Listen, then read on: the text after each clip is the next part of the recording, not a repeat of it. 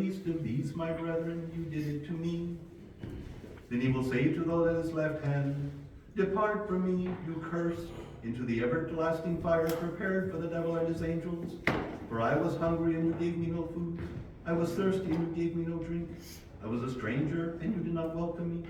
Naked, and you did not clothe me. Sick and in prison, and you did not visit me. Then they will answer him, Lord, when did we see you hungry or thirsty, or a stranger, or naked, or sick, or in prison, and did not minister to you? And he will answer them, truly I say to you, as you did it not to one of these of the least, you did it not to me. And they will go away into eternal punishment, but the righteous into eternal life. Glory to thee, O Lord, glory to thee.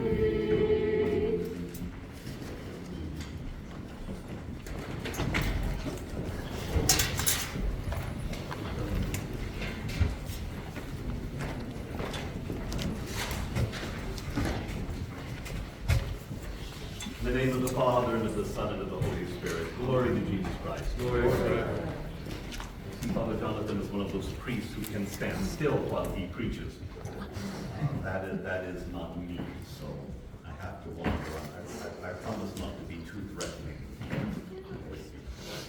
More than once in the Gospel, we're given a warning about the way in which we shall be judged and the way in which we can save ourselves from condemnation. In the Sermon on the Mount, Jesus says, not everyone who says to me, Lord, Lord, shall enter the kingdom of heaven, but he who does the will of my Father in heaven. Many will say to me in that day, Lord, Lord, have we not prophesied in your name, cast out demons in your name, and done many wonders in your name? And I will declare to them, I never knew you. Depart from me, you who practice lawlessness. So, it's not by our signs of piety that we're going to find salvation.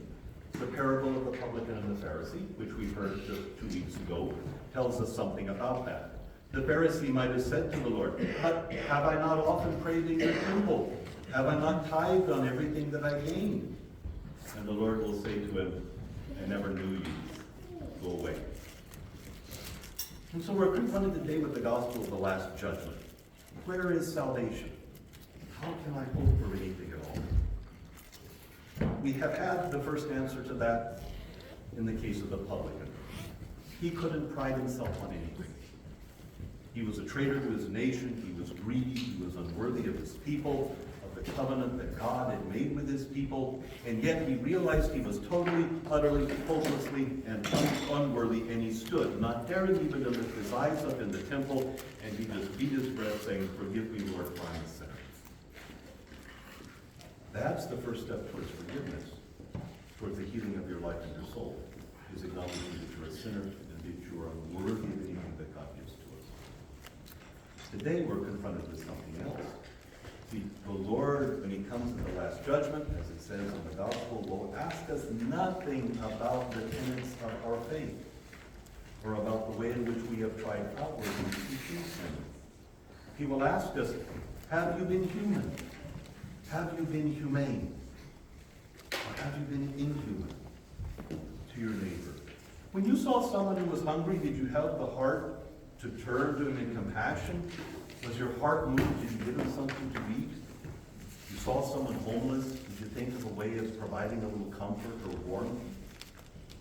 When we were told that someone, maybe someone we know, has run afoul of the law and is in trouble, are we willing to acknowledge him and say, hey, what do you need? I heard you had some trouble. Or are we too embarrassed to know someone who's, spending the night in the city jail? We saw someone whom we could give the surplus of what we had. Did we do that?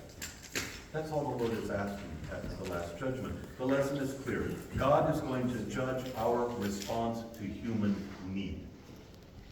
He's not going to judge us on how strictly we're Orthodox theology, or how carefully we hold the truths of the faith, or how diligent we are in saying both are necessary.